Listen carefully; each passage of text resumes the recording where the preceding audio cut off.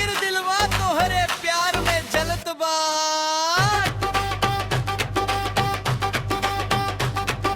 गरम हवा में तोहर नशा देखते ही उड़ जाला होशा।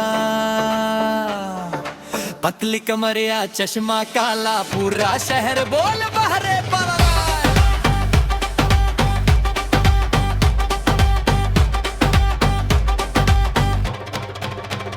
छतिया पे आईली तू शाम ढले चांद भी तोहरे आगे फीका लगे। ठंडी ठंडी बात करे लब तो हर दिलवा हो गइल बेकरार नन।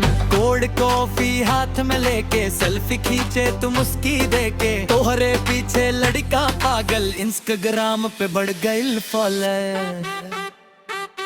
गरम हवा में तोहर नशा देखते ही उड़ जाला होशा। टाइट जींस और लिपस्टिक मारे दिल पे पूरा ट्रिगर। गरम हवा में तोहर नशा देखते ही उड़ जाला होशा। पतली कमरिया चश्मा काला पूरा शहर बोल प्यारे वाला। डीजे पे जब तू स्टेप मिलावेलू भीड़ में आग लगा जावेलू। पसीना में भी चमके चेहरा तू लगेलू मुंबई के हीरोइन सवेरा।